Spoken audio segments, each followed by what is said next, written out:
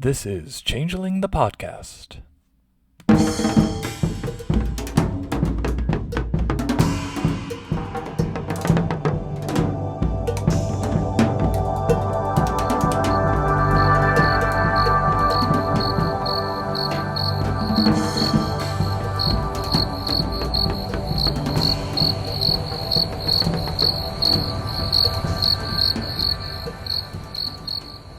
Welcome to Changeling the Podcast, where all of you listeners are truly the fairest of them all. I'm your host, Puka, and I am joined by Fetch. Hello, Fetch. Hello, Puka. I cannot wait to see how this episode reflects on us. Nice use of mirror puns there, because indeed, we are talking about World of Darkness Mirrors today, another New World of Darkness, Proto-Chronicles of Darkness blue book that we're digging into. And I, for one, am stoked. I read this book when it came out, and at the time, it was a revelation. I was happy to be revisiting it, and readers, we have some interesting stuff coming up in this episode. Yes, and maybe we should preface this by saying we are flying through this one for reasons that will become apparent. 227 pages of content. Yeah. We could do a season on this. But we won't. We'll just give the greatest hits. Yeah, so we start off, we have this very arresting cover, I thought, with a young woman in jeans and a jacket gazing into a mirror that shows her reflection dressed in high goth Lich Queen realness, while another mirror to the side shows some punk fashion action. I quite like this one, probably more than the Urban Legends or Proverbial Monsters ones, because we get this clear sense up front that we're going to be dealing with alternate universes or settings or something. Your eyes are immediately drawn in by the figure in the mirror, despite the fact that the person looking into it is the most brightly colored thing here. It made me think of looking at one of the true Fae, followed by the thought that, oh no, this is her reflection. Yeah. And flipping over to the back, this one has quite a bit of content kind of loaded onto the back cover here for if you want to know what's going on inside. So it says, this book includes an unholy host of alternate systems for you to option into your characters and games, including, but not limited to, morality, virtue vice, merits, character creation. Brand new systems for you to incorporate: social and mental combat, miniatures combat, relationships and rapport, conviction, and sanity, and don't forget to check out the Extraordinary Mortals template with built-in skill tricks. 3 new what if setting hacks for the World of Darkness. The World of Darkness Revealed, wherein the monsters stand exposed for all humanity to see. The World of Darkness Destroyed, which gives you the option of playing out the global apocalypse. And the World of Dark Fantasy, a fantastical spin on the system and setting. And a handful of essays from the writers and developer of the book, bringing you their own personal house rules and hacks for you to consider. That's the whole book. That sums up basically everything. Our job is done. Yeah. All right. Short episode. And readers, not every page is for everybody. I love the system and I will not use everything in here, but you're going to find something in here that you love. And I'll say up front, I didn't know how many of these. I had flipped through this book a long time ago, but sitting down and doing a full read through, it's been a while. And I didn't know how many of these items I would find useful. But I thought that the first couple kind of pointed to an aspect of New World of Darkness / Chronicles that we've talked about before. The base setting has this very sort of modular, mechanics forward nature that on the one hand makes for some interesting permutations to explore, but on the other runs the risk, in my opinion at least, of over-mechanizing some of the experience. And as you pointed out, the book is 227 pages long, so I was like, I really hope that's not 200 pages of mechanics, because that's a lot of mechanics. Happily, it is not pure mechanics. Yeah. It is, however, dense. This is a meal of a book. And I must add, it is a book that is good whether you are coming to it from running first edition games, or if you've been running second edition Chronicles for a while and you're wanting new variations. It's easy to take a lot of these concepts and apply them to that as well. So people who only play 2E, you should still take a look at this book, or at least listen to this episode. Yeah, well, I mean, we're charming and interesting at least, so I hope that, inspires people. Anyway, inside, we've got some authors here. Benjamin Baugh, Rob Donahue, Martin Henley, Stephen Herron, Howard David Ingham, John Newman, Malcolm Shepard, Chuck Wendig, and Stuart Wilson. So quite a stable of people. That's a surprisingly short list compared to how big this book is. Yeah. And we open with this in medias res short vignette, She Lives in Mirrors, which has this young woman, presumably the one on the cover, fleeing a mysterious foe. She enters a house of mirrors to escape and confronts many variations of herself that we, the readers at least, are meant to understand are from other worlds. Bits of supernatural creatures and monstrosities showing up here and there. And then by the end, she's like, I love this multiverse shit, and I choose the universe where I'm not a victim. So it was cool, but I don't know that we needed, we got full-on descriptions of, I think there were 19 or 20 different worlds, and each of them got half a page. I loved it. It was beautifully self-indulgent, and Yeah. I liked trying to figure out which one of the World of Darkness properties is this one. Ooh, this is the one where she's eaten by a werewolf. This is the one where she is a werewolf. Yeah, I think we got more of these here than in the chapter that actually covers other worlds. But you could also, though, it's worth saying that because this is a general book, the default characters are mortals, and the concept is being explored from that perspective. The protagonist is just a human, and I like this kind of story for that kind of character. It's cool. To me, it's like being somebody sitting down with all the World of Darkness books for the first time and thinking, what could my mortal character become? Mm-hmm. Although since this is a Changeling podcast, presumably we will want to look at a lot of the content here through the lens of its utility for Changeling, even if it's not specifically for the line. You could very easily say she's looking at 19 or 20 possible durances that she has to choose between, or maybe this House of Mirrors is like a space where humans can steel themselves to fend off the Keepers by confronting all the things that could happen to them. Just kind of having ideas along those lines. Perfect. And to sweeten it, second edition Lost introduces the Mirror Verse. Readers who are coming to this game from that will find a lot of content to mine from this book, including that opening story that is incidentally useful to those kinds of narratives. Right on. Well, let's flip some pages. We get the credits. The copyright here says 2009. The wiki says it dropped in 2010. And if it's the latter, it came out after all the Lost content except Victorian Lost. Which, as a result, I was a little disappointed, honestly, in how few connections with Lost were in here. There are a few, but they really kind of focus on vampire, werewolf, and mage. It's not that you can't use this with Lost, but I guess it wasn't at the top of their minds. Meh. I hadn't been thinking about that. As I'd gone through it, I thought it got a good amount of coverage, so now I'm going to be thinking about that as we go through this. There's sufficient, given that by this point they were juggling, 9 different game lines? Ooh, they had more to come too. Mummy doesn't even make an appearance in this one. Oh, true, yeah. So the introduction, welcome to the toolbox. This is really just a little 2-page spread that compares breaking apart the mechanics and exploring alternatives in the setting to vivisecting a body, because this is the World of Darkness and things are edgy. Get ready for some gory and visceral descriptions in this book. Changeling might have the body horror angle on lock, but dear God, this is a gory book. Yeah, there will probably be a couple content warnings here and there in this episode. Well, one in particular that I'm thinking of. But overall, though, we'll be looking at character options, general system options, and setting options in that order, chapters 1, 2, 3. And we start with Chapter 1, Breaking the Mirror, where we get another wonderful... The opening fiction in this book crushes it, I have to say. All of them were excellent. It's not just it's both the story and the artwork. Whoever did the styles in this one's perfection. Oh no, they got our eyes.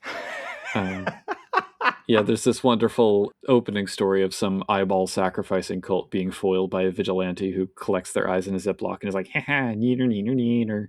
And the art represents that moment beautifully. Sometimes you do not have to kill the Lovecraftian monster. You just have to make the Lovecraftian monster angry at its cultists. Precisely. So chapter 1, Breaking the Mirror. In this one, we are breaking down and reconstructing some of the core character creation aspects. I suppose like we can give brief overviews and then maybe say what we found useful or good. Because Yeah, it gets granular, it gets deep. I was thinking something like that. There's a lot of content in here, and it's worth reading, but again, we would be here for a season if we described this in great detail. And beside, a lot of readers are here primarily for the changing the lost content, and I wouldn't blame you if you had forgotten all the modifiers from the core World of Darkness book by now. Yeah. And I, for one, am heavily invested in just getting to chapter 3 as quickly as possible, because that's the fun one. But I digress. So we start with some of the more dot-based stuff, and these are just kind of, it's a lot of this, it's interesting because the hacks and house rules are things that I've seen come up repeatedly over the years, and the question is like, did those things come up before this book or after? Did this book just kind of collect what people were already doing, or did it inspire people to do it, or both? So something like we start off with attributes where it says rather than do 5, 4, 3 across 3 categories, just take those 12 dots and put them anywhere. Or reduce the 9 attributes to just mental, physical, social, as we often see with NPCs, and rate those from 1 to 3. So, it's intuitive and straightforward, but I don't know if I just think that because I've seen a lot of people hack the system in that way. Meh. I'm not sure I understand the question. Are you asking whether people came up with these systems before or after this book? Yeah, I mean, because I expect that the writers of this book were drawing on their own experiences as storytellers. And we see that in the essays at the end, where they're kind of talking about how their experiences inform what they change in the setting.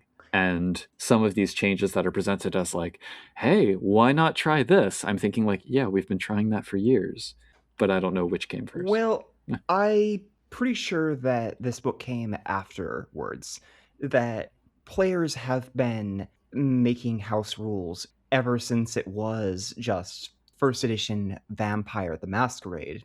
And, True. well, games before that. Heck, Gary Gygax went off at people when he was trying to make AD&D 1E his big thing, saying, no, the only rules are the ones that I've written. Stop trying to change my rules.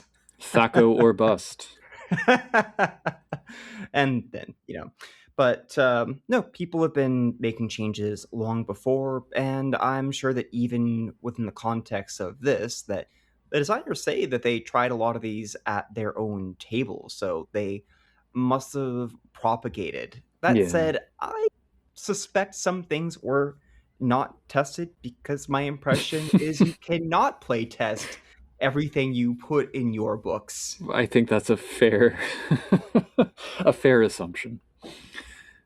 Carrying on, we get a similar thing with skills where it's like, oh, just take those 22 dots and put them anywhere, or divide them between the 3 categories and rate them, in this case, 0 to 2 rather than 1 to 3. They also suggest skill swapping for settings that are in different genres. So like if you're in a fantasy historical game, change computer for enigmas, change firearms for archery, that kind of thing. Skill swapping made an appearance in the Requiem for Rome books for Vampire, and will return in grand style for the Dark Eras books we'll be discussing soon. But it's also something they've done with historical settings in the old World of Darkness as well.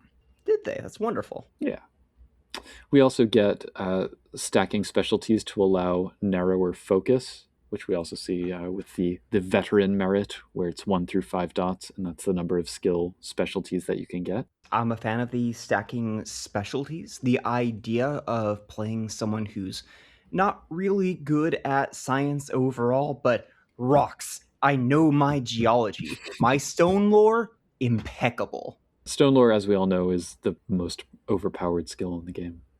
I wonder if that applies for New World of Darkness as well. An investigation shall be had. And then, yeah, the notion of giving bonus experience to have more seasoned starting characters. And I like these more general ideas better than just kind of messing with dot structure, at least for PCs. Because if you're a player, I don't know. I feel like on your own character sheet, you like having, or I like having granularity, and having a free for all, just put the dots wherever. Even though things still get capped at 4 dots, that maybe would still tempt min maxing too much. I don't know. I like being able to get into the nitty gritty of my skills and stuff. I like the nitty gritty right until we get to an upcoming rule that Ah, I'm very excited about. But first, variables. yes. So these are a little bit less zeroed in. We start with age. Now, here's the thing.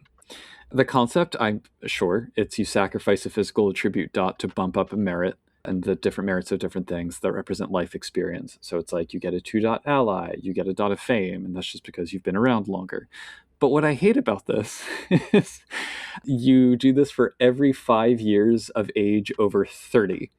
And there are fewer physical dots to work with, so everyone's going to get real decrepit real fast. May choose. You do not have to do this. Yes. But it's, you know. Yes, if you played somebody who didn't really have a lot going on in life at the beginning, then by the time they're 45, they could be zeroed out of things. But I kind of like these because they give you merits, but they add some granularity to account for how your age has changed them. I Hmm. don't think it was necessary to tie this kind of granularity into age. They could have just had, here's more granular social merits, but still, the thought counts. I mean, it just has echoes of the whole grumps or anyone over 25 thing. Following that, we have appearance, which just takes the shape of skill specialties here. It's an interesting notion. I'm, fine with it. Yeah, I like it. Who doesn't want the option to say, I've got fists like cannonballs? Or a pouty, persuasive face. That's right. And then quirks, which are I guess, an alternative to a specialty in your non-primary skill set. It gives you a 2 dice bonus and an optional experience point. I actually quite like it. Okay. Out of these 3 variables, it's probably my favorite. There are some options for quick and dirty character creation, like no merits, following the spirit method of finesse power resistance, or basically just following NPC rules. Outside of a one-shot, though, I wouldn't want to play such a flimsy character. Like, it's pretty shallow character creation methods, I feel. You can ignore all the previous advice about threes pooling. To me, this is the section to come to if you want a game where you are making simple characters.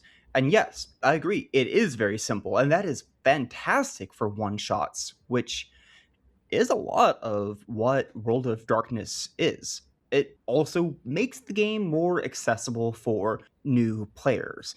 It wouldn't be out of order for a new group to say, let's just use the spirit of the game, which is my favorite rule, where you just use the simplified finesse, power, and resistance that spirits and ghosts use in place of attributes and abilities. And then we change things later on. Also, the bit players system for giving the storyteller a simple way of making minor characters might be intuitive to some, but to people like me whose minds break when we have to assign experience points, love it. Yeah, no, for NPCs, I'm all in on this. I'm just saying, yeah, outside of a one-shot, you got to do more for your players, I feel. I would totally do this for players taking on Subek. The croc. So then we get some alternatives to virtue and vice, and the willpower regain therein. These include absent morality, where you kind of have story beats rather than character ones to get your rewards.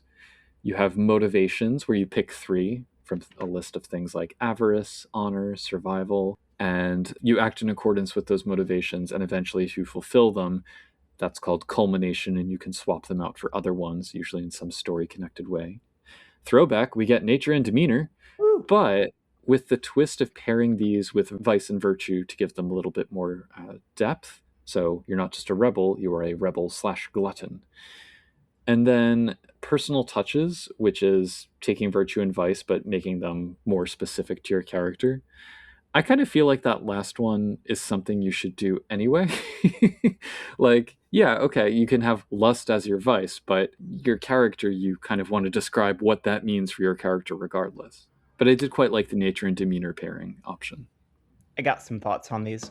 The idea of having it absent entirely, I wouldn't do that.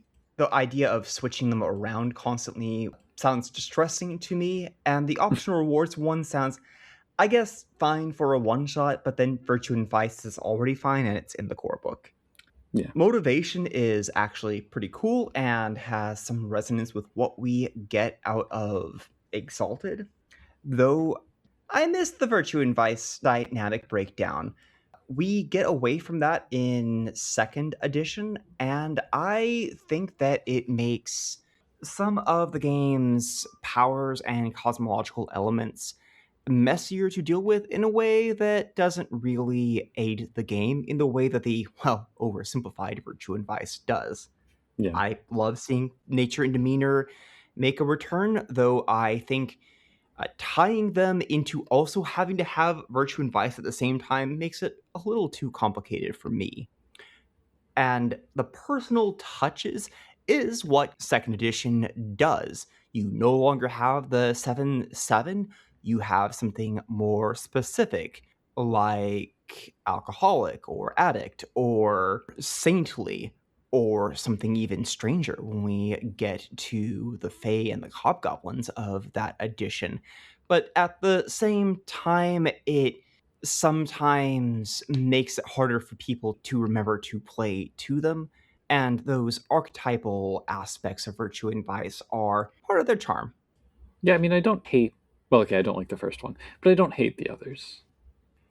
We then get 2 new stats and an expansion on an existing one. First, we have Reason, which is a function of encountering forbidden lore, which, if you're a human, is basically anything supernatural. And this is for if you want to turn your game into Call of Cthulhu. But I do like there is a changeling connection here in that it suggests mortals learning contracts as one offs. That kind of slowly erodes their reason. And I really love the implications of that story. Like, here's an ordinary mortal who has somehow picked up a contract. How did that happen? I don't know. But now they want to pick up more of them, and they're slowly losing their grasp on reality as they do. Characters begin at 10 points of reason, a perfectly stable person like everyone else in the World of Darkness. But as they delve into the World of Darkness and find themselves challenged, they have the power to trade in a bit of that reason for magical power. Sure, it makes them weirder over time, but really, is that anything compared to the ability to summon animals or bring back the dead or make angels dance on the pin of a head for you? The powers you get grow and are matched by your growing insanity. The cost of your powers, they are somehow both cheaper and more expensive than the splats get. A mage might have to spend 2 points of mana and a willpower to drop a spell, but you just need to acquire 1 point of insanity to use it. Get to 10 and you lose a dot of reason. You've only got 10 of those, so oh no. But get yourself a little bit of therapy, hang out with a friend, or get some rest, and you can regain that. I think for a very mortal focused game, the Forbidden Lore system is very cool. I would say you have to kind of introduce the reason threatening stuff in drips and drabs, like really draw it out to make it effective. That's at least that's how I would do it. But yeah, no, it's interesting. Next is Conviction, which is a power stat mortals can use to do various things like improve their concentration, their endurance. There's kind of echoes of Hunter the Reckoning here. Yes. However, you can only use your Conviction once per session, which I like. Conviction is a very powerful way of giving yourself a bunch of extra dice for a lot of little things. And if you are going for a heroic vibe to your game, this is a really easy way to even the scales. The reckoning indeed has come. Well, and we're going to have heroic options in a couple pages. But first, we get Expanded Willpower, which is just a bunch of modular optional add ons, mostly dice manipulation for story purposes, like You are able to find an Achilles heel in your target or get a clue from the storyteller. There's a little sidebar about cooperative world building that sort of presages the momentum mechanic in Trinity. And I put a note in my notes at this point that this book, it feels like there was a lot of callback to old World of Darkness and a lot of looking forward to the Trinity continuum. But I don't know if that was just me. No, I agree. There were a lot of time opportunity to revisit concepts that, understandably, they'd moved away from in an effort to innovate, and also by this point, it had been going on for So many years. yeah, that now's the time, if any, to make all of these changes. I like the expanded willpower system. This is 2 pages of new willpower options. You will not run out of fun things to do with willpower. Yeah. Then reimagining merits. We get some words on putting the definition of what merits are and their particularities more in the hands of players, which I think is very sensible. And some of the mechanized things that you can do when you evoke a merit. So, yeah, you have like this ally or whatever on the sheet, but what do you actually get to do with that? You might be able to get your hands on a piece of equipment. You might be able to access a place or get some kind of narrative advantage. Like I said before, I worry about over mechanization, especially for something like this, where this is the kind of case where I would want it to be more of a role played negotiation between player or storyteller. But conceptually, I do like the idea of players having a hand in defining what the merit can do. I don't know, maybe I have to read this section again, but I feel like it's a balance to strike. I love the idea of this because it abstracts out the merits. However, you do have to build based upon options every time, so you're going to spend a lot of time adjudicating at the table. For Mm. people who are looking to speed up play, I don't think this is the right answer. This is for people who just want something to feel different. While we're in this section, I have to point out I really like that piece of art on the top of page 36, which I think is the same person in 3 different realities. In one, he is a boxer. In another, he is a vampire, cursed damned. In the third one, He's got chicken. he's got chicken. It's probably he's got Baseline chicken. reality. The Yeah. baseline reality. You've got Um, chicken. Another good thing in this section is that there's advice for developing new merits along the lines of having them be background traits, expanded traits, or specialized traits. And it reminded me a little bit of the birthright design that we get in the C20 core book, the way it's kind of sketched out like this. I don't think you would want to make them too synchronous. Like if you have 3 different players who all make expanded traits, like you want to leave some variety so that they have different mouthfeel. But I think as a framework, this is pretty solid. Sure. And then we get this extended thing about morality that talks about how that trait's flaws and issues, such as how it constrains player behavior, can overshadow how it underscores themes. So, for example, the Lost express humanity in the face of their inhuman keepers, and the game hitches the idea of clarity to that, even though it probably should have just been separate entirely. And I was curious, I wanted to ask you, given how you've probably, I don't know, have you played all of the New World of Darkness games at this point? All of them. You've God, encountered. I need to. I've encountered a lot. I still need to give Mummy the Curse a go. No. Well, so do you feel that the different flavors of morality that kind of go across all the games, do they all underscore the game themes enough? We actually get a nice little breakdown on page 46 of all of them, so that's cool. They do conceptually, though I find it questionable in practice. I'm Hmm. more familiar with how Changelings works in second edition, where it's radically different from this kind of morality system, but is still a important scale to them. And beasts who don't have a morality score and yet still have to wrestle with questions of morality. So I think the important thing here to remember is that these systems are abstractions that are meant to represent to some extent your character's idea of their self. Mhm. And if you keep that in mind, you can smooth over the flaws that you'll inevitably encounter, no matter how much you try to make a 1 to 10 scale of morality Yeah. consistent. Yeah, I mean, I don't want to get too deep into the morality discussion today, but there are suggestions and thoughts here, if nothing else. There are also alternative ideas, which we can get into.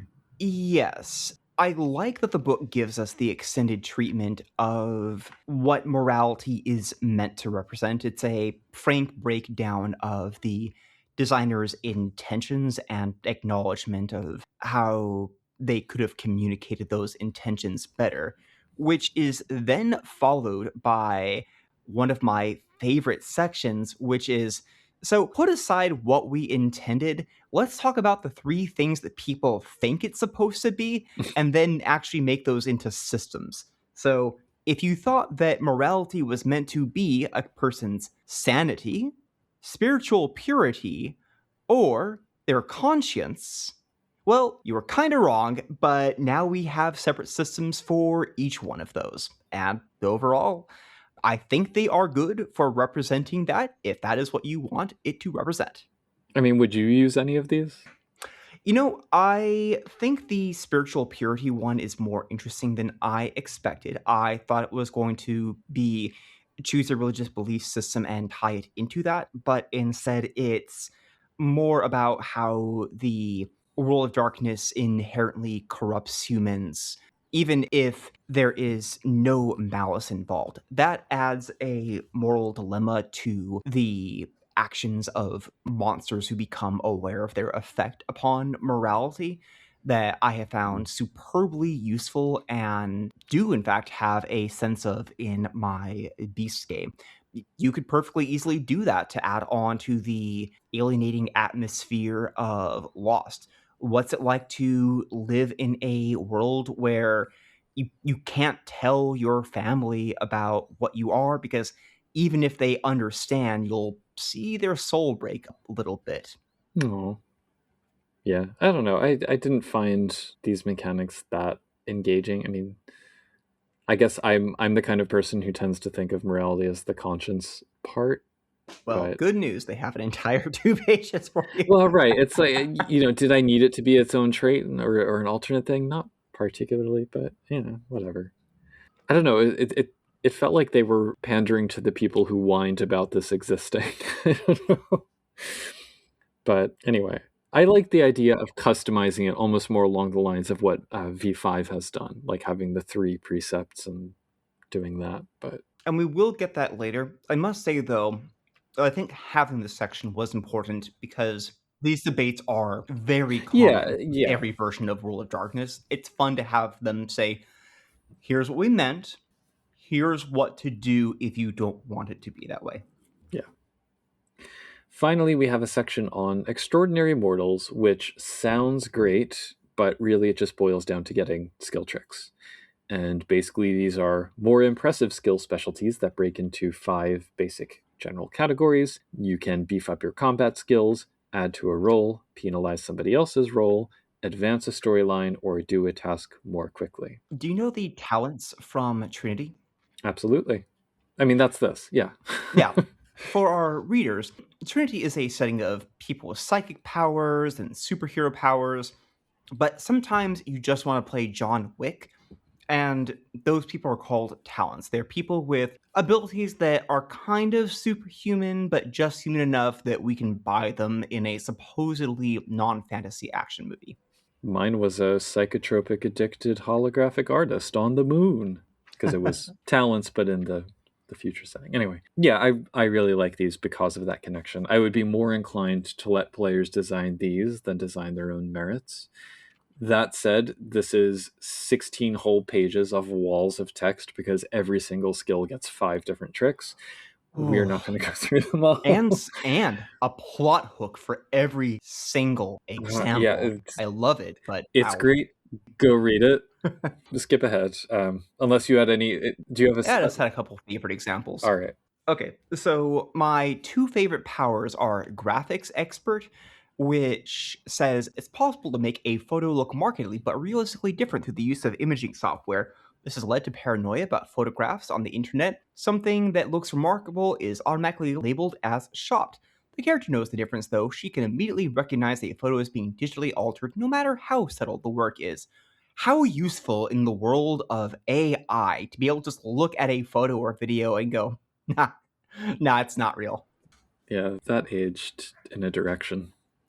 Deadly Accuracy is an athletics power which lets you kill somebody with a pencil eraser. There you go. Sometimes you want to just play bullseye.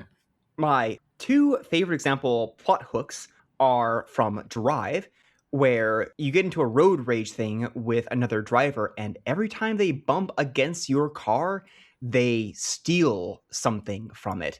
And the last time, it was your entire gas tank. So weird. And the other one I love is, I think it's also under athletics. It's from the one about, yeah, you can tear books in half. Only these people hired you to tear this book in half, and you tear it in half, and now it's right back together again, and they're looking very worried. Yeah. There's a little note at the end about like, well, you could give these to supernatural creatures, but maybe don't. And I strongly agree with that because of these plot hooks, because these are extraordinary mortals. They stand out in their everyday world until they encounter something that is wholly supernatural and throws them for a loop like that. And I appreciated that timbre to this section. Yeah. So yeah. It's good. I'd be cool with using it. Yeah. So this chapter overall, I think most of it is stuff I don't need, but if anything in here resonates with an ST, like there are so many morsels in here. And I like that for the most part they're mix and match. It does make me wonder if that gets the game a little bit away from its feel as itself. Like, does it make it less World of Darkness when you start replacing core mechanics wholesale? Because there's that idea of the way the mechanics express the setting matters, whether it's botches to the arc of experience to willpower being a usable resource you regain through getting into role playing or whatever. But to the author's credit, they point to the consequences of the changes that they're suggesting. So if you're a storyteller and you're looking through this and you see something that stands out and you're like, oh, I'd really want to use this, read the section twice, because I think they do a really good job of not just presenting an interesting set of mechanics, but really exploring what that means for the game as a whole. I want to write on that by saying that not only are all of these worth considering, and you should consider them, not just jump into every one, Yes. but it's worth understanding that the core World of Darkness already makes you into an action hero. I could not build myself to have as many attribute and ability dots, much less merits, as the core game suggests that a starting character in this setting would have. The idea of making somebody into an extraordinary mortal or giving them conviction does not distress me, because it just gives you a cool edge for getting your character into more trouble. Yeah. With that, we turn the page and find a werewolf. And in this fiction, we've got some kind of gladiatorial cage fight between a werewolf and a squirming alien star blob thing. Not really sure. But yeah. It's kind of sad. It's a really fucked up story, and the ending hurts. Yeah. Although I love that phrase, he crumples like a paper cup. Wonderful. So this chapter 2, picking up the pieces, is going to be all about expanding the role of conflict in the game, which sounds good, except it's really about mechanizing all conflict, which I am less into. Mm-hmm. So I run a beast game which has gotten to nigh on 200 experience points, and very specifically one of the players has gone all in on combat, in part because he just likes vibes and the idea of being a superpowered beast who can throw a skyscraper is very fun, especially when that is often not the right solution to the problems, but also wants to have combat. Puka, I cannot off the cuff run a meaningful combat encounter for a player character who has 60 health levels and can throw Ugh. skyscrapers. I have told my player that I'm going to be looking at some options, such as the ones from this book, and looking at rebalancing some things from that. Because, hand on shoulder, combat in World of Darkness is not well balanced or thought out. Nope. This will add options for players who are looking for that and may be very interesting to you if it is what you want. You should talk with your table about whether it is what you want, and you should think about whether it is what you want, because as they will lay out in this chapter, they did not intend it to feel like a very complicated system. It's meant to be short and visceral, which by default it is. Yeah, because you die quickly. You will die But extremely quickly in World of Darkness. I give them points, though, at the start, because they talk up front about let players float the ideas about which house rules they want. Introduce those house rules gradually and don't insist too much on realism, because the players are the ones who are going to have to suffer through this the most. And that stylized way in which the combat unfolds, they wanted this very narrative perspective, and the rules can and should reflect that. But sometimes you need a little bit of help and patience and reconsideration in order to actually make that happen. It is an interesting sidebar on 74, though, where they have the two rules that didn't make it into the original first edition core book, where one is like, if you score a hit that gets more than one success, it does more damage, and then you can spend a willpower and take a bashing to get a bonus action. And it just makes me wonder, what did the combat system look like before the thing we got? Some of that, I guess, was reintroduced here, but considering the permutations is always an interesting thought experiment to me. I can answer that. Reverse declarative Ugh. initiative. Yeah. Remember, Puka, they had to start with that before they got to this. Well, we all have to crawl before we can jump out of space planes. You want to talk about combat aspects? I would love to talk about combat aspects, except not really. Well, no, they're fine. This is essentially you design maneuvers that have combinations of positive or negative traits. So, for example, a risky attack may give you -2, but if it leaves an opponent disfigured, it gets +2, and you balance those out to 0 to make a maneuver. Kind of like with pledge crafting, how you have to balance it out. And we get some sample ones, things like eye gouge and face bite, plus the idea to create custom merits based on these different maneuvers. They say that this can be a replacement for fighting styles or a non-stackable adjunct to them. Like, don't have someone say, all right, well, I've got 6 different maneuvers to use on top of my kung fu. So, I mean, I don't really mind fighting style so much, but I think this is an interesting alternative, mainly because it lets players design what they want to do. A lot of these options seem like they might speed up character creation and play because it's saying, hey, just come up with it on the fly. But players may have an easier time just having something on their sheet that says what they do rather than trying to think of this in the heat of the moment when I'm saying, it's your turn, the werewolf is jumping at you, tell me, what do you do? Yeah. Action aspects are only going to work if the players can be cool under that kind of pressure. Or if they've thought it all out in advance. That's also true. Next up is Diceless Combat, which uses a system that, frankly, I could not get into enough to bother trying to figure it out. Any system that asks you to regularly divide by 3 is trying too hard. That is my opinion. I wanted to like this. I've played and run diceless games that I really like, but this is not the answer. No, this is a very rote breakdown of combat without dice that gets rid of most of the fun of it and doesn't add in the interesting elements that I see in diceless games, like how do I maneuver the narrative fiction in such a way that I can do the thing which recharges my power that keeps me from getting killed by the werewolf that is leaping at me. I tapped out at the sentence, remember those fractions? Consider them as decimals and ignore the second and subsequent. God. I kept reading and I wasn't happy by the end. Yeah. Well, buckle up, because then we get into like what I'm even less interested in, which is miniatures play. I mean, I can find a battle map useful, but sorting out movement gradations and terrain features and threat zones like this, I'm not a Warhammer player. I'm not invested in combat scenes to this extent. And I feel like by the time we got to this one, I felt like I was liking these less and less as we were going through the chapter. But yeah, there's a lot of pages here One, on two, minis if you three, want minis. 4. This is 5 pages of content about miniatures play. My note on this is a perfectly functional system that I will never use. I trust your judgment to say that's perfectly functional. I have no idea.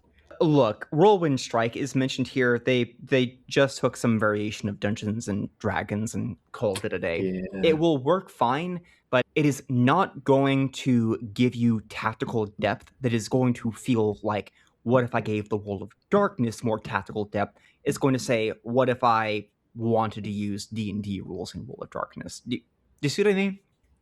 Kind of, but then I also see this picture on page 82 where we have this tiny cop badge representing a cop trying to draw 2 straight lines to 2 corners of one zombie square, but he can't hit the other zombie square without hitting the corner of the building, and therefore that second zombie has more concealment, which is -4 to the cop. It just in one eye, out the other. Which also happened for the next section on action sequences, which provides systems for alternate initiative. So my eyes were glazing over a little by this point, but it talks Same. about borrowing the concept of 1-second combat turns from Exalted and Scion and seeing what that does for the realism, handling simultaneous actions, and separating combat into phases for each type of action participants can take, like movement versus firearms versus other instant actions. Frankly, I like your way that you've discussed doing combat, and none of this appealed to me. Sorry, I have to just steamroll on because after all of that, I got excited when I saw the header streamlining combat. Oh, no. And then my heart sank because I read the collective combat example that followed, and it was so complex. I'm so sorry. Let me do some catch-up notes on this real quick. Basically agree with everything. Alternate initiative, these are 5 perfectly functional alternatives to initiative. Use one of them if you don't want it. 1-second turns and detailed fighting is, again, a perfectly functional system that I think is way less interesting than GURPS or Packmaster, the 2 games that do that and do it better. The simultaneous action, my eyes would refuse to stay on the page for that one. Phase actions is bringing back our reverse declarative initiative, beloved from the original World of Darkness, except I somehow think they didn't make it as interesting. And then streamlining combat is anything but. This just seems like it'll be slower and more complicated, so I would not use this. It also seems like it kind of screws over your allies, right? Like whoever goes first gets priority. You pool all of your dice and hope that you all get enough successes to do, for each of you to do one of the actions you might want to do. And there's like so much setup. And they even include permutations and alterations, which I have enough trouble dealing with the new rule set. They were trying to make it simpler by making it just, here's one big pool, everybody goes. But they broke it down way too much, and they robbed the characters of their unique identities while doing it. Yeah. Much more my speed is the scene-based combat that follows. I mean, by this point, I was just so shell-shocked, but this one at least is a little bit more. It treats combat like extended actions, which are based around objectives like capture or incapacitate or defend. And for each of these, you have a target number of successes that you want to hit with a few controls to balance out different dice pools between players. I'm not hankering to use this system or anything, but I would be more likely to use this to try streamlining combat than any of the others. I was not a fan of the scene-based combat because I felt that while it was a perfectly functional way of making combat into a scene, cool, it missed the important thing of how do I still add complications into this? This just makes it into a series of dice rolls, and they could have done a little extra work on this one and made it really sing. We will see something like this come back in force with Exalted Essence's project system, which is kind of similar to this, but even better. I would have loved to see something like this that is for big actions overall and not just combat. So mixed feelings on it. I appreciate the effort on it. To be clear, what I'm saying is I hate this one the least. Oh, great. Okay, cool. What about health and injuries? Yeah, so then rounding out the first half of this chapter are systems for critical hits on different body parts. Don't need if you it. happen to score aggravated damage with various effects, and heroic toughness options for bumping up or preserving your health, from either letting health grow with XP to reintroducing soak as a concept here. And I think I dug this a little bit more because, yeah, combat in nWoD is nasty, brutish, and short, so the relative squishiness of health gets some support. Critical hits are interesting, but as you just said, it's nasty, brutish, and short. It does not need to be even more so than it already No, I mean the is. toughness part. Oh, Yeah. heroic toughness, you know what I like even better? The far simpler extended willpower and conviction system that we got earlier in the book. Yeah, I could agree with that. Now, Puka, I'll do what you tell me to do, apparently. Tell me about social and mental combat. Well, I'm going to start with a content warning here for anyone who reads from page 100 on, because we have this extended scene that's kind of like impending torture, and that's kind of the framework for exploring different aspects of social mental combat, and it kind of culminates on page 110, so this whole section, handle with care. But anyway, yes, social and mental combat systems, we are told, are inspired by the likes of Sherlock Holmes, Dr. House, Hannibal Lecter.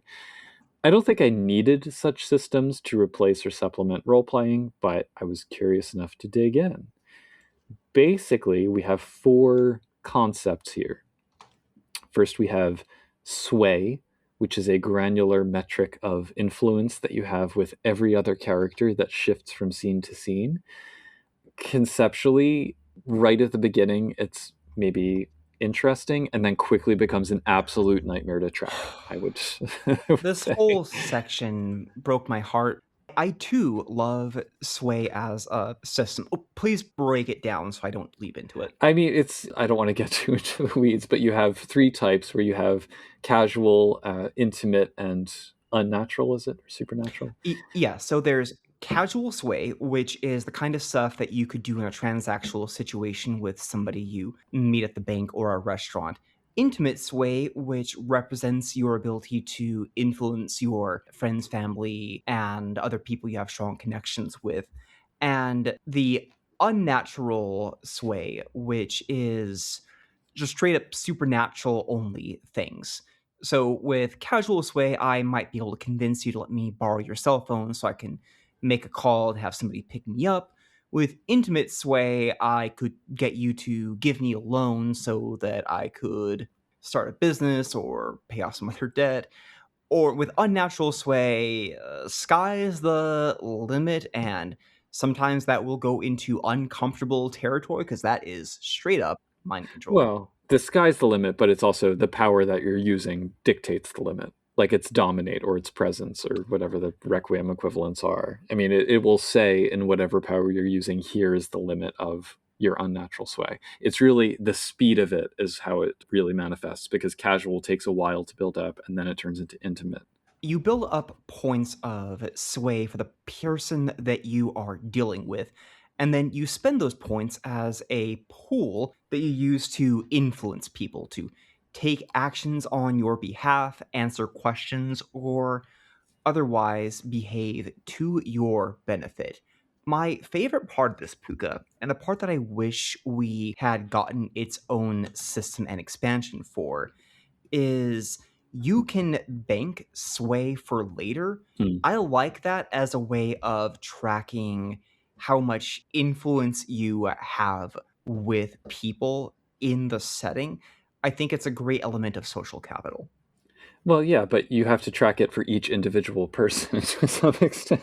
I am ready for that, and that's why it's not a core rule. Yeah, I mean, if you have a small number of characters, maybe, but so then after that we have anticipation, which essentially lets you do minor retcons or preparation for an event, kind of post facto in response. And the high octane version of that is setup, where you get to do a whole flashback scene they use the example of like a heist film where you kind of have the flashback montage that shows all of the crew prepping for this moment where you think they're going to fail, but actually they thought this all Uh, through.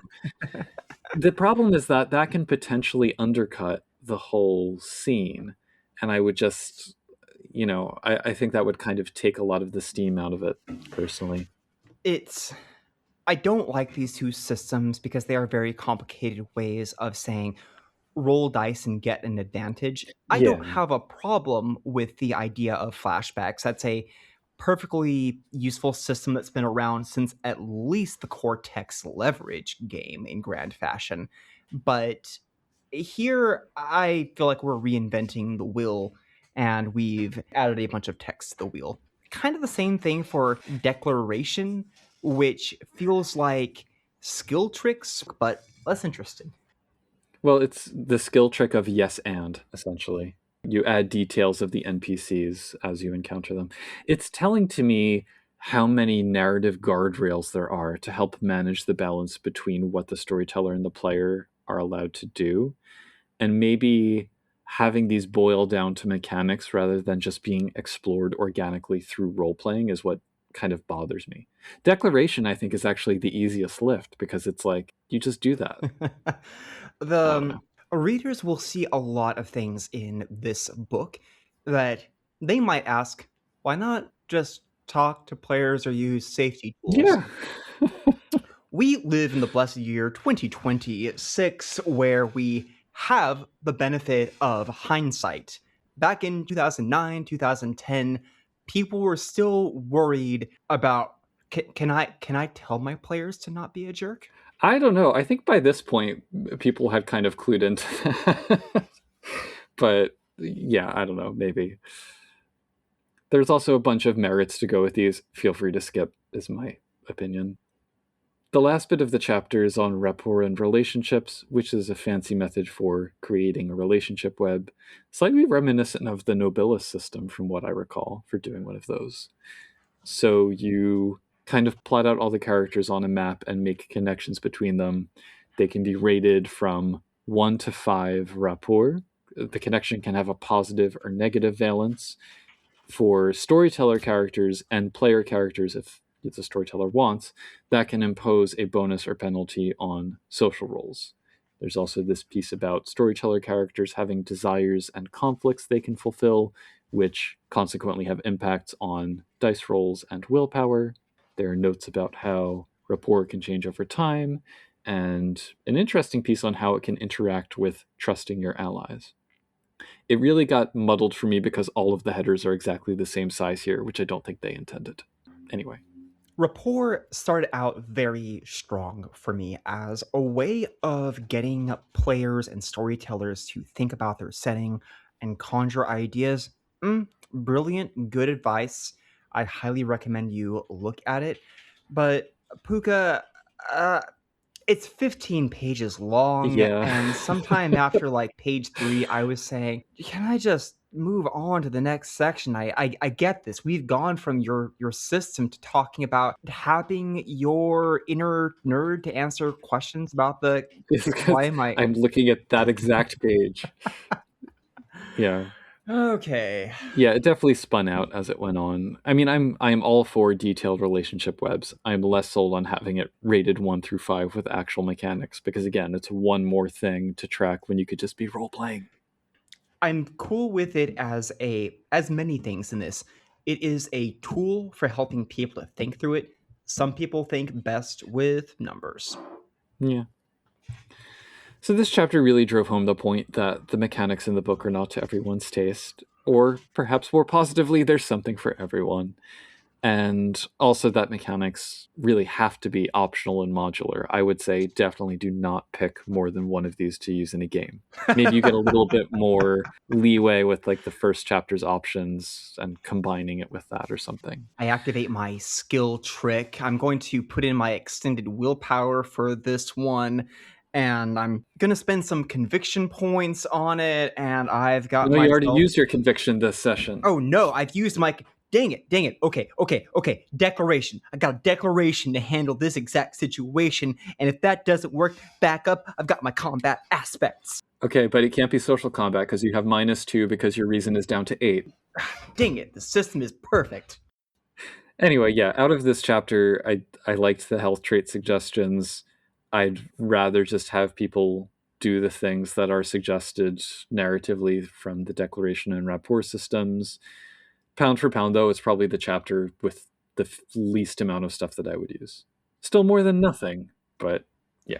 I agree with that. I am a big fan of Sway. I think I might prefer it over what we get for social combat in the second edition Chronicles of Darkness, but I'm not going to be sitting on tenterhooks for storytellers to adopt the systems from this chapter.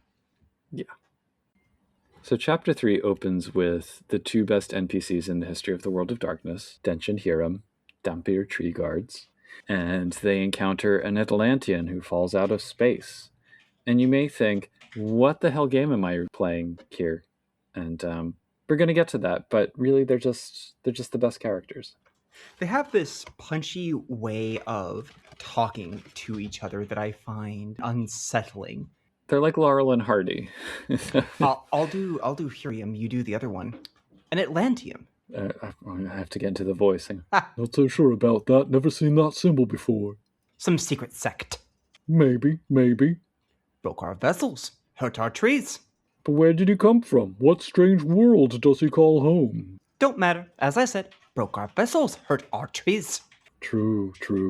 We need blood to replace what was lost. We do at that. The vampires won't like it if we don't have the wares. Anyway, yeah, so it's So, they're a double act. Yeah. So, chapter 3, Shards.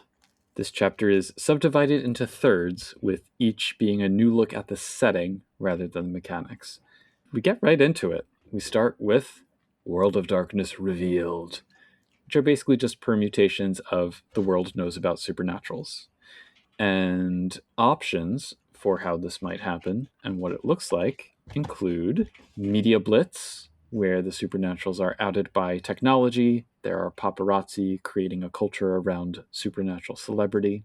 Also, should point out that each of these gets 3 story seeds, and we can call out the ones for Lost, but there's ones for all of the games. And I guess some of them could also be adapted for Lost, but there are Lost-specific seeds that are included. There's Protectors of Humanity, which suggests that one of the splats comes forward to protect humans from some threat. Pretty good for Lost. And also it fits well with the World of Darkness in Space game that I was in, where the keepers were aliens. So then Masters of Mankind, where the supernaturals reveal themselves to take over humanity instead. The Ancient Enemy Returns, where you have a powerful ancient, such as a keeper, return to Earth.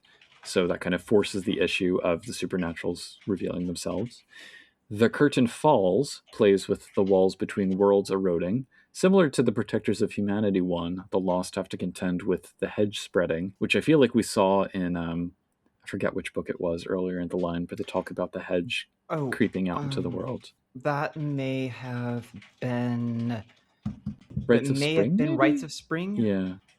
Anyway, one of those. Most of these major plots boil down to a big bad thing is coming, and then the next section is another big bad thing is coming, and then the third one is another big bad thing is coming. They just keep coming, those big bads.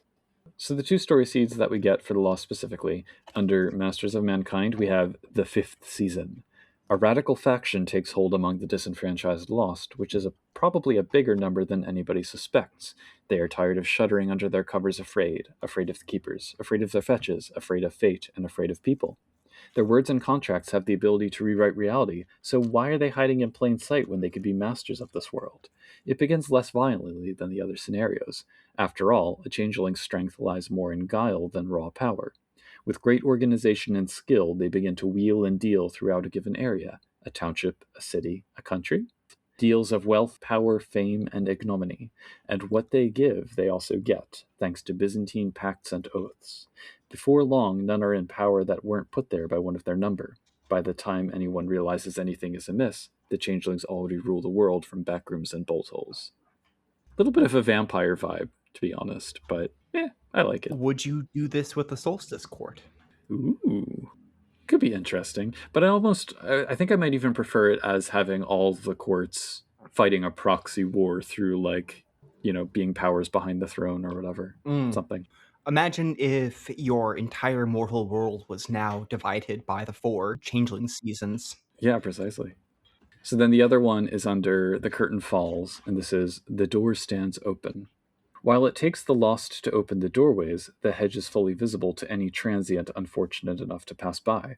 Hell, they could walk right in if they were brave or oblivious enough. This is true of the underworld as well. What if the doors stopped closing? Period. Changelings have long been fond of the ability to duck into the hedge and escape mortal pursuit, or duck out for the same reason. It becomes a significantly less convenient escape route if you can't close the door behind you. The poor bastard who owns the apartment you ducked through comes back to find his studio apartment has been replaced with a doorway to an alien and terrible landscape. The skinless keeper who is trying to put you back in your gilded cage finds it quite easy to walk bodily into the real world without even slowing down. The developer of this book would like to mention that this was the idea behind a recent Changeling game. What if a keeper decided to exploit an ancient contract that allowed her to kick open all the hedge doors at once and keep them open for a set time? Pretty good. Yeah, I think this changes the world in a noticeable way that just complicates life for everybody without necessarily ruining it. I'm sorry, I can't go to work today. My door has been turned into a portal to a Lovecraftian otherworld, and I hear the sirens singing to me. So I'm just going to stay in bed until somebody deals with this. There you go. I can't recall if they explicitly say this anywhere, but also at least some of these could be localized to like a specific city where you're running your chronicle. And something like that is probably the easiest to do so. Like the doorway starts staying open in a small way and slowly spreading. Maybe that's not quite in the spirit of revising the entire world, but it would be easy enough to integrate that into a chronicle. You could do that on a small scale where say a vampire takes over an isolated community and blocks the exits out of it and then begins to embrace people and rule openly. Isn't that the plot of 30 Days of Night? It's the plot of Salem's Lot as well. Oh, yeah. After all of that, there are some nice write-ups for the individual lines and how each one is affected by the revelation of their splat's existence. For Lost, the book points out the basic choice between having all supernaturals revealed, in which case they just blend in, or only the lost revealed. And then in the latter instance, you want to think carefully about how far you want to extend the consequences of that because it can undercut the core drama of the game. The book points out, and I agree, it's Changeling the Lost, not the Found. So, for example, the Changeling's family could welcome them back now that the Fae are out, but maybe they prefer the fetch that they've been living with. The Fae could benefit from having the support of society who understands that they exist, but what if that really exposes them to the Keepers and they just want to hide again? I think it's a good point for them to be making, that you have to kind of be careful about how much you're changing the themes of the game along with the realities of the setting. What if a market starts for people to sell family members and loved ones that they do not like anymore Ooh. to a keeper in exchange for a better version of it? Much as we saw in that opening fiction for that book. Yeah.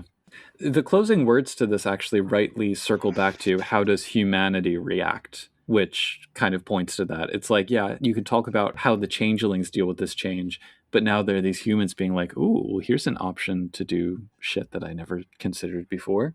So I love that because I think that life mostly goes on for humans. If I learned today that vampires were real, it would not change much about what I'd be doing today, other than, I don't know, probably a few things I'd be posting on Discord. I have too much in my life to think about that terribly often. And I think that mundanity is part of what makes scenarios like this interesting. I find it much more interesting than humanity collectively loses its mind and can't handle the idea, period. They do bring up True Blood at some point, I think, but yeah. Next up is World of Darkness Destroyed, where we get post-apocalyptic. And just as a side note, the 3 sections, they're all built very differently, which I like. As I've said before, the repetition of the structures in some of these books can turn me off to their writing. The disalignment that we get between these 3 settings, not every storyteller will be into it, but for me, it prompts thinking about different modes of playing and encourages me to, if I'm interested in one of these shards, I can expand it into the structures covered by the other 2. So for this one, for the post-apocalyptic, rather than kind of the broad descriptions that we got for the first one with its sort of variations and game line specific story seeds, we get more general causes for an apocalypse and a lot more mechanics in this second shard. So that was interesting to see that shift. Among those mechanics, the causes are given a category rating from 0, a regional localized event, through 1, where humans go back to a pre-industrial level, to 2, where 99% of the world dies. They also get a warning time, a bespoke mechanic in a sidebar, some film inspiration, and keywords that are listed kind of confusingly at the end of this section, which can have mechanical and or narrative impact. Things like environmental damage or invasion. I blaze through this section because I'm not going to process the rules for fortification and hydroponics and rolling with No? the blow, but I'm glad they're here. If you have any apocalypse in mind, including the gauntlet breaks down and all the spirits get in, I assure you there's a good mechanic in here for it. Yeah. And importantly, it functions well as a framework for designing your own apocalypse. I'm personally not super into games in that kind of setting, but for a storyteller who is, this is really good guidance. The examples we get are alien invasion, asteroid impact, astronomical event, biological, climate change, natural disaster, nuclear, spiritual invasion, theological, and Walking Dead. That covers pretty much everything I can think of, but if you need something a little bit more tailored for your table, you have this structure that you can build on really easily. We get some great art pieces in here. The one of the organic looking alien monstrosity blasting something to pieces on page 155. The woman who is standing against the wall while a bunch of fiery ghosts are coming for her. And then the picture on page 167 of somebody wandering through a desiccated landscape wearing a gas mask and a full hood. It's all by the same author, too, and they were relatively restrained with their numbers of icicles and thorns and edges in this one, but only relatively. They couldn't help themselves with the fire skeletons. They had to go all in on that. Good old Boyko. So we also get a whole bunch of expanded mechanics around basic survival that cover things like starvation and exposure to hostile environments, and scarcity that covers things like scavenging in urban versus rural environments, finding armament and transport, dealing with disease. You likely won't need all of these at once, and again, they cover a lot of bases. But I also think you could probably adapt a lot of these as shorthand for other settings too. So, like if you're doing a dungeon crawl style session, the armament rules for finding and picking up random guns, it's like you could very easily just transpose that. They are great examples of rules that work very well, but also did not need to be in the core book for World of Darkness. I'm glad they are in this book. There you go. So the last bit explores the game lines again. For Lost, it urges you to remember that the Lost are frail humans in many ways, even though they have some resistance to disease, and they can find alternatives for food if food is scarce. Can a Lost live on goblin fruit alone? Inquiring minds want to know. There's also the notion of, yes, they can escape into the hedge, but A, dare they bring humans with them? And B, is that really any kind of escape, depending on how bad the apocalypse actually is? So I loved this section. They had something interesting to say about every one of them, most notably the Prometheans, for which the answer is, yeah, actually, honestly, they're pretty much fine. They're like the most fine out of any splat because they were designed to survive this. It just still sucks for them because socializing with humans and trying to achieve the great work is their goal. And it has a really powerful line here at the end. Creatures who strive to be human must reassess their goals after an apocalypse. For all the quest to attain humanity is a noble one, an apocalypse will change a character's pilgrimage. Even then, is it right to assume the mantle of humanity only to go on to consume scant resources and hurt the ongoing prospects of those humans who have already spent so long surviving? For Aw. many, the answer remains yes. It must be right to continue the great work in face of any adversity. But beware of those who don't even ask themselves the question. Like those nuclear ones. Oh, Was it the Zeta? Zeta have their own whole section in Yeah. here. I wish that the Lost had more time devoted to what would it be like to live in the hedge after global disaster had changed everything. How does a world based upon people's vices and desires respond to a world that's on the brink of devastation?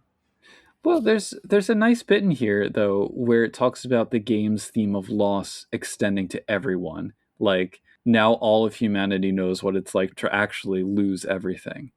And the temptation of returning to a keeper when you're struggling to survive, that gets into some really deep territory that's interesting to explore. So anyway, maybe more if not lighthearted, at least more buoyant is the world of dark fantasy. And really, this is 4-in-1 because it has sword and sorcery, high fantasy, weird fantasy, and modern fantasy as options.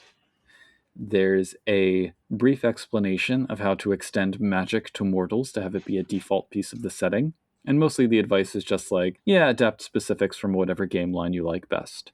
So, from a Lost perspective, you could say the gentry are the source of mortal magic for some or even all humans, and mechanically, it kind of echoes Mage the Ascension by having various types of sorcerer mimic different systems. So, shaman types use werewolf gifts, academic sorcerers use mage rotes, etc. The one that I like a little better is the idea of turning individual powers into merits and using willpower as the power stat. That I think works really well. I did not get much out of this section. They do a great job of breaking down different kinds of fantasy and even giving us new fantasy folk to play with. The Hmm. idea of humans having access to magic is cool, but I just didn't feel the horror vibes coming off of it in a way that worked for me. I would respect anyone, however, who reads this and feels like it is their jam because I feel like the author was having fun.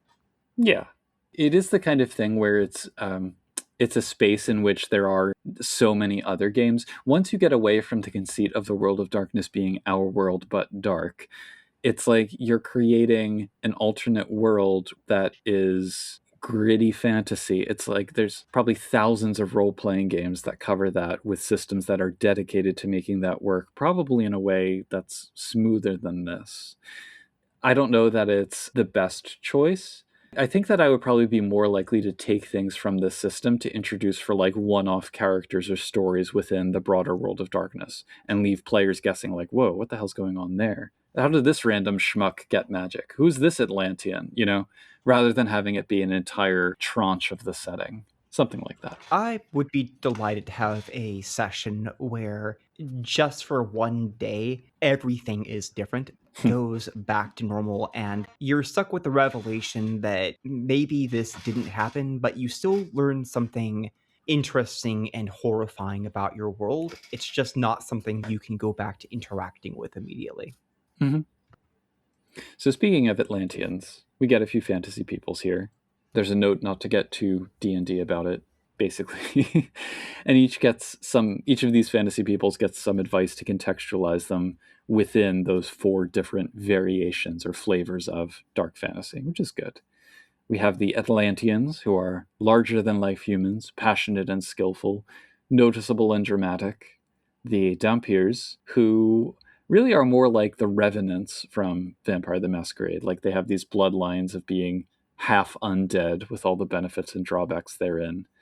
And the Worgas, giant half werewolves who are much less sociable than regular wolf blooded. So they're very much geared towards the big 3 games, Mage, Vampire, and Werewolf. I think Atlanteans, at least, you could very easily make them into hedge dwellers, though. Like they could be hobgoblins. One of the numerous peoples of the hedge. Yeah. The most interesting bit to me here is the Dark Hero, though, at the end of all of that. And that's a template you can apply to mortals in this setting, creating a game that emphasizes hubris and explores the nature of what heroism is. Mechanically, we get an arete trait with that, reflecting its meaning of excellence, not just magic dice. And that allows you masteries, which are skill enhancements like powerful success or, I don't know, blood, sweat, and tears. I'm just looking at names. Skill masteries feel in practice similar to skill tricks, and one of the best things about this book is that it says, you might notice this sounds similar to skill tricks.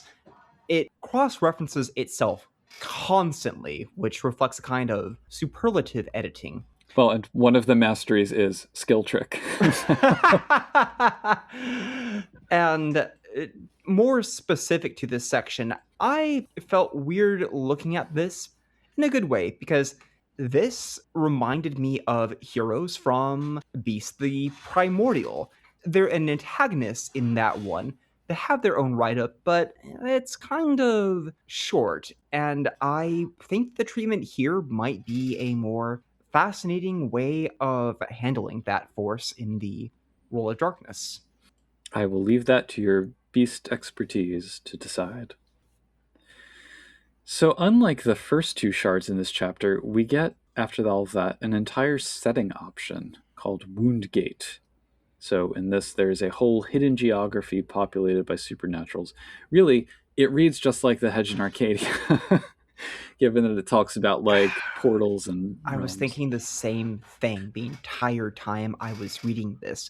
You could just take this and adapt it into your game and say, hey guys, we have some great new locations in the Hedge. Yeah. And the worlds like the Hedge in Arcadia are still considered separate realms. I was almost thinking of it like the Hedge surrounds Arcadia on its inner side, but that its outer side can brush up against multiple other worlds. So this could be one of them. And that's very easily integrable into an existing chronicle. And indeed, something we've talked about in the context of how can you get your chronicle from Lost to Dreaming and vice versa. The Hedge becomes this interface to enable multiversalness if you want that. Are you talking about having the Hedge kind of become the dreaming or chimerical reality? I mean, I think the two can blend together at the edges in such a way that you can step out of either one into another universe if you want that in your game. Okay, Pookie, does this exist? Because this sounds fun to me. I love the idea of the dreaming gradually working its way into reality in response to human wants and desires, like so strongly feeling the emotions of humans that it begins to interfere with human daily life and show manifestations. I mean, didn't we put something like that in Book of Grimmere? I can't remember. Well, as I see it, I'm starting to think of, is it Shallowings or Vidare? There's something in the book, right, where the dreaming overlaps with the mortal world. Well, Shallowings are Mage and the Umbra, and Vidare is a perspective. This isn't Mage the podcast. We'll save that for Mage the podcast. But yeah, I mean, conceptually, though, that what you're talking about there, about a psychoactive plane of reality responding or resonating with shifts in one way or another. I mean, we get that in dreaming. Firkless. Well, the Firkless is a chaos storm. We need to have a dreaming episode again. It's been a while. Anyway, all of that is to say, yes, this is grist for the mill for running these kinds of games. This is how you get your everything everywhere all at once game. I wanted to briefly read page 198 has these 5 rules for every realm in what they call the shatter in this Woundgate setting. So these are the individual little realms outside of mundane human space. So the corpse, meaning the mundane world, influences them. So something happens in the real world and it manifests a reflection in this other side of not the gauntlet, the wound, they call it. Open, obvious wound gates connect them, so you have these portals. Strangeness abounds and it is bounded. There's kind of invisible sun vibes here, like just your day-to-day life on the other side of this barrier between worlds is just everything is weird, and that in and of itself becomes mundane. The supernatural is well known, but not always common, and technology is unreliable. Techno-urgy is slightly more reliable. And Technourgy gets this sidebar here where it's these petty magic items. This is fantastic inspiration for tokens. They have an example here of a memory fly preserved in amber whose brain remembers anything it hears via vibrations. It can then replay it like a tape recorder. Little things like that. There's also a thing about the Incarnadines, who are these giant humanoid figures that enforce the separations between worlds. There are the Dampers who keep suicide trees. There's Quivira Cibola, which is the biggest city without a mortal counterpart. There's just several ideas every paragraph in this section. And even if I weren't to use all of them, I really appreciate that level of commitment to the concept. It has plenty of detail for somebody who wants a dark fantasy world and wants to double down on what I think we already get in Changeling the Lost. It's already got an urban fantasy vibe mixed in with the horror. Yeah. And I do not see a problem with adding on more if that's what your game is about. Or just pulling out stuff that catches your attention. Like, it's very easy to just grab one of these ideas and drop it into a game. It is rich enough to be its own game line. Whether or not you want to run it as that or just go play a different role-playing game that is more constructed around that, that's up to you. But the ideas that come through are robust either way. Really, the standard supernaturals feel almost unnecessary here. It's like, yeah, who cares about vampires? Give me more of this other stuff. Oh yeah, the part where it says, mages exist and they do the true magic, and I go, oh man, but like everybody in the setting has magic. I'm cool. So this is by far the richest chapter, I would say, given the density of the ideas, which many of them still get enough mechanical weight to hold their own. And there are a lot of ideas that cut in different directions to the ones from earlier chapters. If you're into alternate settings, there's plenty to work with from a Lost-specific perspective. Because, skill tricks and social combat, you can drop those into whatever, but they don't necessarily spark entire chronicle ideas like this chapter did for me. And I mean, if you ever feel like running a Woundgate game in all your free time, I'll play in it. That's very sweet of you. The stuff I look from the earlier chapters is that sometimes, even if it doesn't suggest a setting, it suggests a tone. A game where we're going to roll mortals with conviction on top of them being Hunter the Vigil already, adding maybe some expanded willpower on that one. And you really do have a Hunter the Reckoning game where we're going to take back the night from the monsters. But that's not to dismiss your point, because this is, like you said, not just a suggestion, it's a fully realized setting. And that is incredible if they put that in a book of hacks. I think that's a good point, though, about tone as well to consider. Tone matters. And that's chapter 3. Then we get an appendix. This book just keeps on going. There's always another reflection. Yeah. Essentially, each author wrote some kind of essay or provided some kind of house rule. So briefly, we have the idea of using magic character beans instead of experience points and having them double as bonus dice. We have the notion of background questions, which I think should just kind of be standard practice for developing characters, but okay. And the secret merit, which you can use as a basis for taking other merits, so long as they remain secret.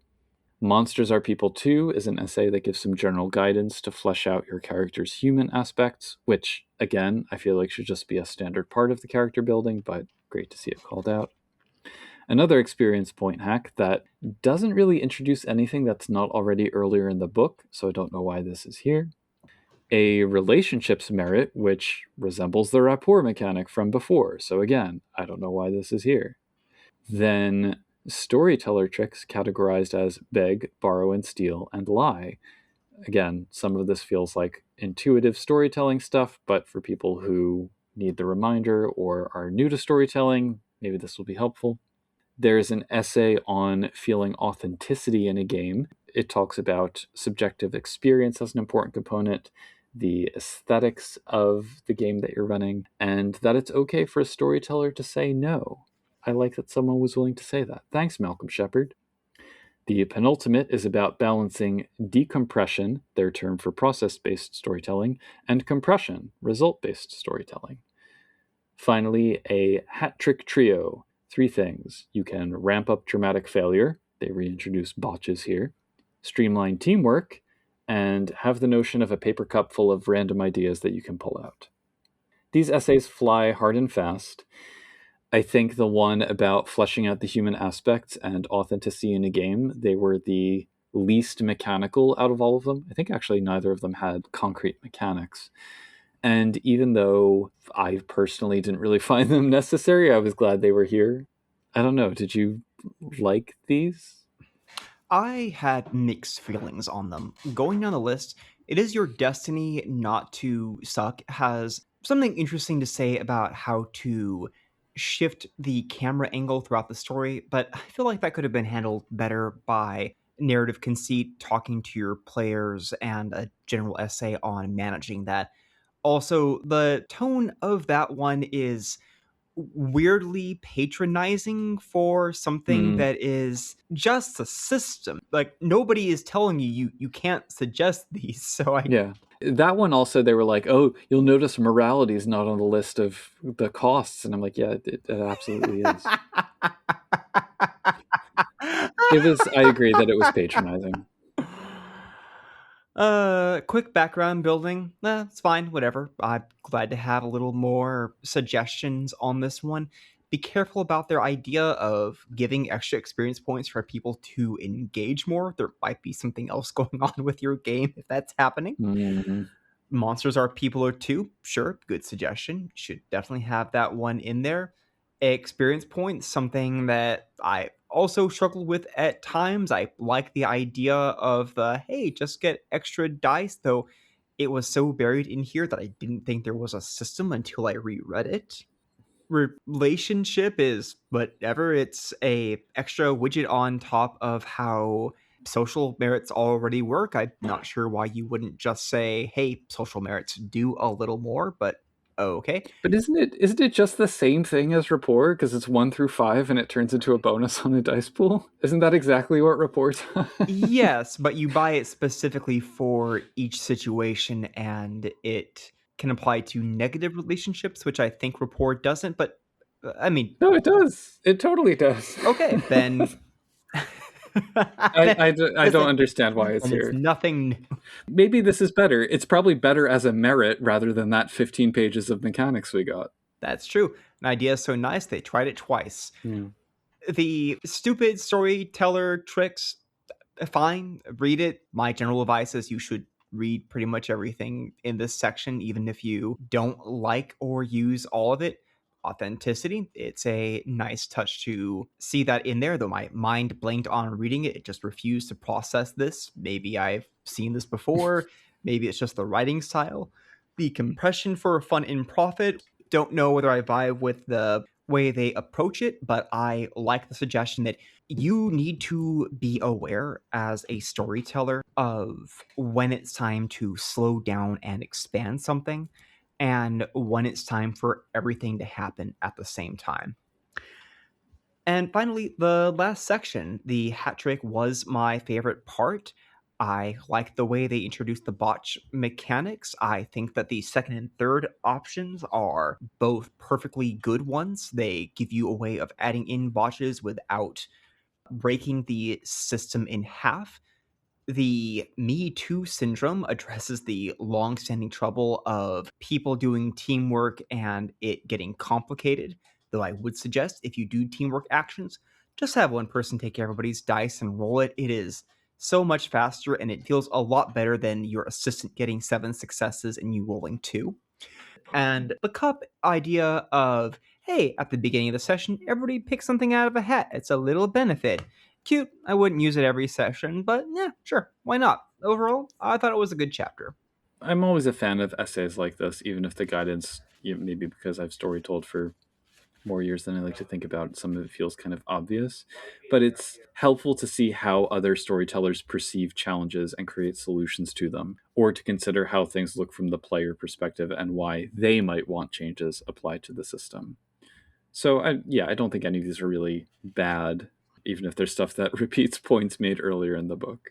Speaking of essays that give perspective on the world of darkness, what did you think of the Yes. Afterword by Richard Thomas? This was a surprise. I didn't know this was here, and it was actually quite informative about the state of the game and the company at the time. So I hadn't realized until this that Mirrors was the last book published using traditional methods, and so everything after this was online or print on demand. I felt like there was a wisp of nostalgia in the writing here because he calls back to Mark Reinhagen's afterword at the end of Vampire Second Edition, which I remember very well. It was similarly meditative on how the games had evolved. But there's also a wisp, maybe, of I am done with CCP's shit. Because a year later, indeed, they'd fire almost everybody and Rich Thomas would start Onyx's path. I didn't expect to get those meta level insights doing this reading, but here we are another 15 years later talking about it. And yeah, it's interesting. Thanks, Rich T. Yeah, it's a great look at the struggles and joys of the setting. The part that hits me the hardest in this is to peel back our company's own layer of truthiness. This decision to put mortals as the forefront focus and to have a single core book that focused everything was not universally agreed to be the right one in at the company. In fact, no decision, direction, or initiative has ever had a hive mind positive response in all of White Wolf's history, and I can't see that at least ever changing. It's a good reminder that hits home the themes of this book that nobody shares same idea with anybody else about how this game world should work. Even the developers disagree on what works best in general and what works best for the games. The best you can do is look for some consensus that most people are happy with, and then be ready to carve out exceptions or make changes based upon the needs for your game. How could you possibly end this book better? Yeah. Yeah, it feels like a bow on the first edition, maybe. I don't know. I think that, I mean, there was stuff after this, but it feels like a final statement. It was. We get a few other mirrors supplements. I think Glimpses Yeah. comes after this, and we have a few others. But even though they don't say this is the end of the first edition, this kind of signaled the end of the first edition for me. So, on that note, how about this book overall? I love this book. I was pleasantly surprised returning into it after 15 years that a lot of the content had aged well. The writing is punchier than I'm used to from a lot of the Changeling books that I have read. The verbiage feels more modern, more sensitive than a lot of books in general that I have read so far coming up to this point. The ideas are presented in a way that is usually straightforward, conversational, and written by people who are clearly excited about the ideas that they have in mind. I do not agree with everything in here, and most of it I would not use at my own table, but there's a few things that I will consider bringing to my table, even though I run only a second edition game. I'm actually a pretty big fan of a lot of the stuff from the first chapter of the book, but there's something in every chapter that speaks to me on some level. I like this book. This was a good read. Mhm. Yeah, me too. I think that I kept thinking of Trinity Continuum because I have thought of base World of Darkness in and of itself as sometimes being kind of drab because it doesn't have so many of the little bells and whistles that Trinity does, while also being mortal focused. And seeing those all come to the fore here, I felt excited about playing an extraordinary mortal or a dark hero or whatever without necessarily having vampires or changelings or whatever. The approach to design here is also one that I've tried to emulate in my own writing, like keep things modular, keep things optional, make them quirky, combine story seeds with weird little rules ideas and see how one informs the other. I agree that they were not successful in every single one of them across the board, and the writing sometimes leaned too hard into that repetitive and or world of edgelord voice that we've seen elsewhere, but it catalyzed a lot of ideas, and there are things that I would use. So like the skill tricks I would use. Declaration, I would try to use in some way, maybe, but I'm going to have to look at that one again. The Heroic Mortal template, the spell merits. If I were to use one of the shards from Chapter 3, the World of Darkness exposed story seeds for Lost that we read. I won't say it's necessary for people who are into Changeling the Lost, but for a storyteller who wants to expand their scope of the game, who wants to flesh out the mortal side of things and add some messiness at the edges, all of those are good steps to take, I think, if you want to level up your storytelling skills, and this book will help with that. So, yeah, check it out. Check it out. But I don't feel particularly invested in the follow-up ones. So it's what, Cyberpunk and Aliens? Is that it? Yeah. We got World of Darkness in space. We got World of Darkness in the near future. I've already played World of Darkness in space. It was fine, but I don't need another book on it. Well. Let's not forget about the rest of us, Puka. Yeah, I've already forgotten. In any case, if you'd like us to look into a mirror, yes, you can get in touch with us through various portals and scrying glasses that include Discord at discord.me/ctp, email at podcast@changelingthepodcast.com. Look up our pages on Facebook or YouTube under Changeling the Podcast. We're at changelingpod at dice.camp on Mastodon, and our Patreon is patreon.com/changelingthepodcast. Links to all of these will be found in the show notes to this episode. Until next time, I am the reflection known as Puka. And I am the broken shards of glass that remain a fetch. Mirror, mirror on the wall, who's the fetchest of them all? It's me! I'm Fetch! Huzzah! As this is an episode about mirrors, we thought it appropriate to record this outro from another dimension, whether you want to call that a thematic tie-in or ridiculous lengths to go for the sake of a bit. There's a lot of doppelgangers and mirroring back here, and communication is difficult, so this transmission must be brief. Nevertheless, taking a moment to shout out our patrons: Bad Company, Ben the Canadian, C. Lawson Jr., Derek, Orchids, Alaros, Henry Kraft, E. Apple, Oreo, Razika Booz, Rebecca P., Saint Sugar, Siege, the crew of Erebus, and Were Buffalo. Many thanks for their support. If you'd like to join their ranks, stop by www.patreon.com/changeling the podcast. We also appreciate reviews and the podcast listening platform of your greatest convenience. Meanwhile, that TTRPG you like is going to come back in style, so may you make the most of this and other sudden reversals as you keep on dreaming.